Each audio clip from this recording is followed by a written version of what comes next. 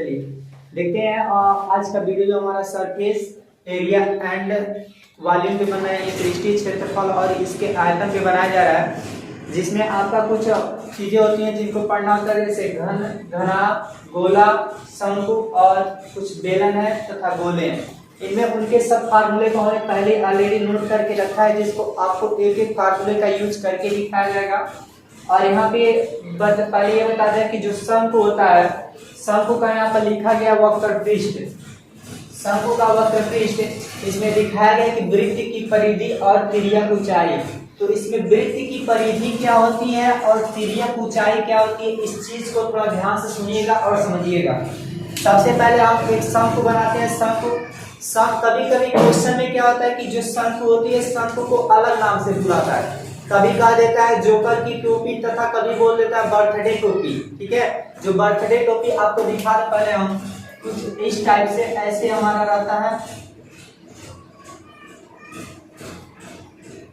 इस टाइप से, इसको हम लोग बोलते हैं शंकु यानी कोण। ठीक है, इसमें हमारा क्या होता है कि एक वृत्त का क्षेत्रफल जो बनता है, हमारा पूरा वृत्त नहीं बनता है बट ऐसे बनता है, उसका क्षेत्रफल 2πr, वृत्त का क्षेत्रफल 2πr लिया जाता है। और जो तिर्यक ऊंचाई होती है, तिर्यक ऊंचाई हमारा भाई ये होता है, तिर्यक ऊंचाई ये वाला स्लेंट हाइट इसको हम बोलते हैं, इसको तिर्यक ऊंचाई को हम लोग L मानते हैं, तिर्यक ऊंचाई को L मान के चलते हैं, जिसमें लिखा गया हाफ वृत्त की परिधि यानी 2πr और लिखा गया L, तो तिर्यक ऊंचाई को हम L लिखते हैं। अब यहाँ से 2 से 2 हमारा कैंसिल हो जाता है और जो शंकु का वक्र पृष्ठ का फार्मूला था वो πr हमारा बनके निकल जाता है। आगे इसमें लिखा है कि शंकु का आयतन, शंकु के आयतन में आप देखेंगे कहीं h इन्वॉल्व हो गया है। तो h इन्वॉल्व होने का मतलब क्या है कि ये जो शंकु है, इस शंकु की ऊंचाई, शंकु की टोटल ऊंचाई h, यानी इसकी जो हाइट होती है, हाइट को हम लोग ऐसे कर दें तो ये हमारी हाइट हो गई। ठीक है, और इसमें हम लोग त्रिज्या अगर दिखाएं तो त्रिज्या कहाँ से होगा, तो भाई त्रिज्या यहाँ से यहाँ तक होगा, ये हमारी त्रिज्या कहलाती है। और ये जो हमने बनाई इसको हाइट कहते हैं, और ये टोटल को बना दे तो ये पूरा हमारा टोटल डी होता है, ये व्यास होता है। पूरी बात ध्यान से समझिएगा। सबसे पहले शंकु में होता क्या है, एक स्लेंट हाइट जिसको हम तिर्यक ऊंचाई, और तिर्यक ऊंचाई को L से दर्शाया जाता है। उसके बाद एक हमारा त्रिज्या होता है, त्रिज्या जो यहाँ पर मान लीजिए कि कोई बिंदु O है और ये A है, तो OA को मिलाने वाली जो रेखा होती है उसको हम लोग त्रिज्या बोलते हैं। और सपोज करिए कि यहाँ पर एक B है, तो AB, ये टोटल A और B को मिलाने वाली रेखा को हम लोग व्यास बोलते हैं, और व्यास को हम लोग किससे दर्शाते हैं, D से दर्शा के चलेंगे। और यहाँ जो शंकु होती है, यानी शंकु कर सकते हैं, जोकर की टोपी कर सकते हैं, या तो इसको क्या कर सकते हैं आपको बर्थडे टोपी। तो इसकी जो हाइट होती है, ये हाइट को हम लोग टोटली इस तरह निकाल के हम लोग चलते हैं। ठीक है, और आगे हम लोग समझते हैं बेलन के बारे में थोड़ा समझते हैं, उसको देखिए। चलिए, अब हमने शंकु के बाद बता दिया, तो शंकु के बाद हम लोग बेलन पे चलना है। बेलन में आप देख रहे हैं कि बेलन का जो आयतन लिखा गया वो πr² इंटू h लिखा गया। बेलन का आयतन आपको πr² इंटू h, और जो शंकु का आयतन शंकु का वक्र पृष्ठ होता है वो πr हमने बताया। और यहाँ पर देखिए गोले का आयतन 4/3 πr³। जो गोला होता है तो गोले में तो हाइट होती नहीं है। ठीक है, गोला में हाइट नहीं होता है, उसमें बस त्रिज्या होती है, तो हमने त्रिज्या को r से दर्शा दिया जाएगा, r का क्यूब। और नीचे इसमें देखते हैं जो हमने लिखा है कि बेलन का आयतन πr² इंटू h। अब यहाँ पे ध्यान दीजिए, r लगा है और h लगा है। ठीक है, r लगा है और h लगा है, तो r क्या होती है, r हमारा यहाँ से लेकर यहाँ तक, देखिए ये कहीं ना कहीं ये जो हम बना रहे हैं इस फिगर को, इसमें थोड़ा देखेंगे तो ये वृत्त टाइप बन रहा है। ठीक है, तो इसका ये सेंटर होता है, ये केंद्र होता है, केंद्र। और ये हमारा जो ये लाइन होती है बेलन की बाहरी वाली, तो इसको हम लोग जब ऐसे मिला देते हैं तो हमारी त्रिज्या कहलाती है। और जो ये बेलन होता है, बेलन का जो ऊपर पूरा इसकी जो हाइट होती है, इसको हाइट को हम लोग h से दर्शाते हैं। कभी कभी आ जाता है आपको खोखला बेलन में मान लीजिए उस कंडीशन में आपका क्या हो जाता है कि जो बेलन होता है अंदर से खोखला है और बाहर से भरा है। ठीक है, तो उस कंडीशन में आपको जो हाइट होती है, हाइट को डबल करके दिखाना होता है। बाहरी वाले को h कर दें और अंदर वाले को स्मॉल h कर देते हैं। अब यहाँ पे जो यहाँ पर ये पूरा चीज लिखा गया डी दे देता है, इसको हम पूरा क्या बोलेंगे, डी बोलेंगे।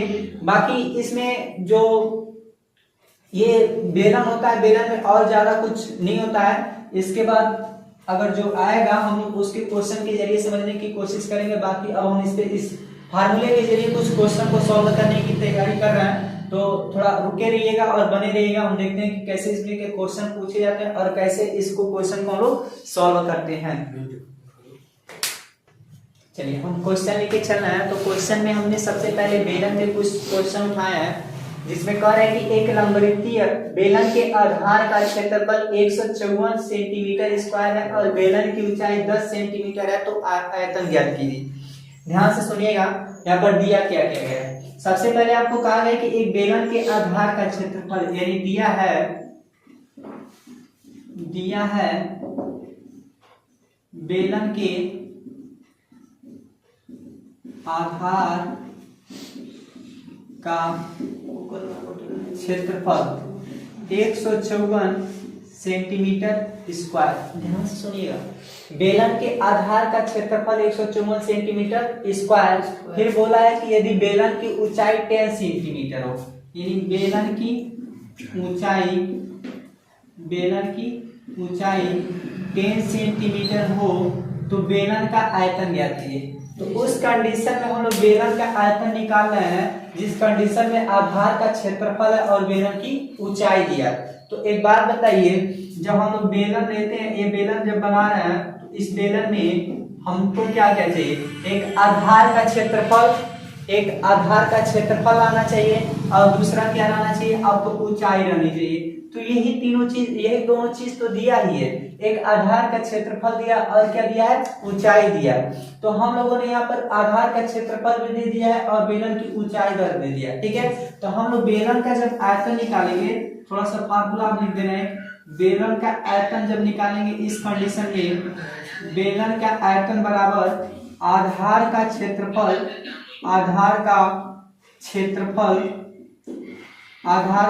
क्षेत्रफल गुणे बेलन की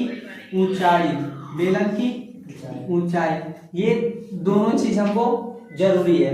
अब यहाँ पे जब आधार का क्षेत्रफल और बेलन की ऊंचाई ही दिया है, तो हमने आधार का क्षेत्रफल भी लिख दिया और बेलन की ऊंचाई भी हमने क्या किया, लिख दिया है। अब यहाँ पे थोड़ा ध्यान दीजिए, जब आधार का क्षेत्रफल हमारा 154 है, कितना, 154 सेंटीमीटर स्क्वायर, और जो बेलन की ऊंचाई वह कितना है, 10 सेंटीमीटर है। तो 154 में जब 10 का गुणा करेंगे तो 154 और 0 जुड़ जाएगा, सेमी स्क्वायर है और ए और सेमी जुड़ जाएगा, तो ये कितना हो जाएगा, सेमी क्यूब हो जाएगा। और जो आयतन होता है, आप लोग जानते होंगे कि जो आयतन होता है, किसी का भी आयतन निकालें तो जो उसका यूनिट होता है, या तो सेंटीमीटर क्यूब होता है या तो मीटर क्यूब होता है। मतलब उसका आंसर जो घन में आना चाहिए, मतलब क्यूब में ही होता है। जैसे बेलन का ही हमने निकाला तो बेलन का आयतन किस में आया, क्यूब में आया। किसी का भी आप आयतन निकालिएगा तो उसमें जो क्यूब में आ जाएगा, जैसे सेमी स्क्वायर, सेमी गुणा किया गया तो क्या बन गया, सेंटीमीटर क्यूब बन गया। तो इन सारी चीजों को देख के ही सवाल लगाइएगा, नहीं तो गलत होने की संभावना बहुत अधिक बन जाएगी, ठीक है। आते हैं नेक्स्ट सवाल पे। हम देखते हैं इसी में का दूसरा क्वेश्चन इसमें क्या है, कह रहे हैं कि एक लंबवृत्तीय बेलन के आधार का क्षेत्रफल 81 पाई वर्ग है। ध्यान से सुनिएगा, इसका जो क्षेत्रफल कह रहा है कि 81 पाई वर्ग सेंटीमीटर है। यदि उसकी ऊंचाई 14 सेमी हो तो उसका वक्र पृष्ठ ज्ञात कीजिए। सबसे पहले हम आपको ये बता दें कि जो बेलन होता है, बेलन के वक्र पृष्ठ का फार्मूला आपने अगर स्टार्टिंग वीडियो देखा होगा तो उसमें बताया गया होगा 2 पाई r into l। ये क्या होता है, तो ये बेलन के वक्र पृष्ठ का एक फार्मूला होता है।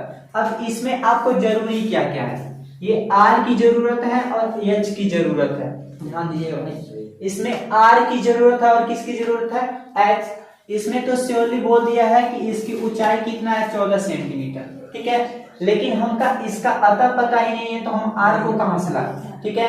इसमें ये नहीं मालूम चल रहा है कि r कहां पे है और कैसे हम इसको लेके आएंगे। तो यहाँ पे बस एक चीज दिया, हम लोग जो दिया है उसी के सहारे हम लोग सभी काम करेंगे।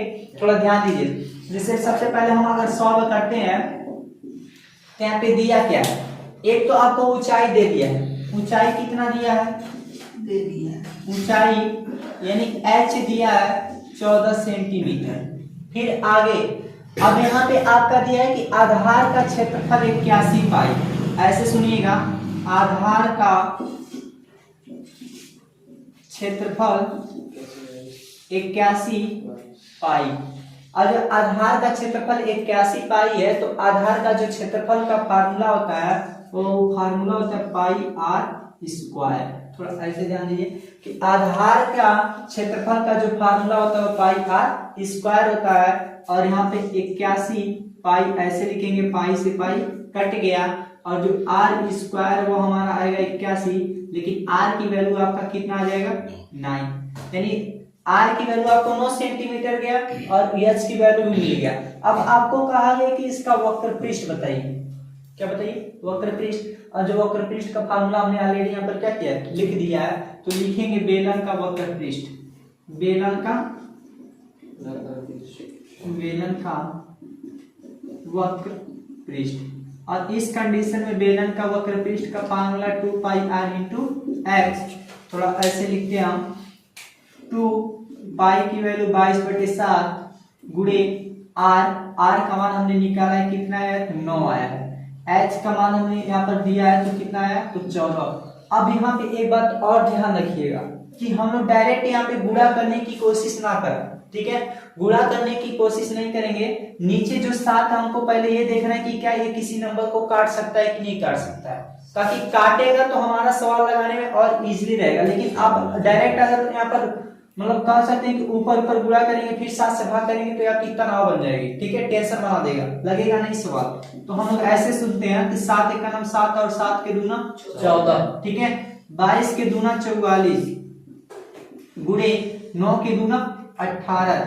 अब यहाँ पे जब गुणा कर देंगे इसका 44 का गुणा 18 में गुणा करके देख लेते हैं, 8 चौका 32, 3 8 चौका 32 और 3 जोड़ेंगे तो 35, 1 चौका 4 और 1 चौका 4, 2 5 4 9 और 4 3 7, यानी 792। अब यहाँ पे भी सेंटीमीटर था, यहाँ पर भी सेंटीमीटर था, सेंटीमीटर और सेंटीमीटर का गुणा होगा तो स्क्वायर बन जाएगा।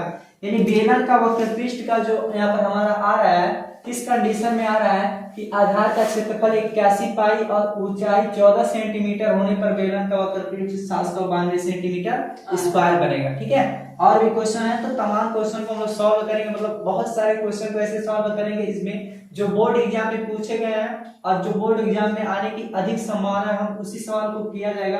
तो देखते रहिए।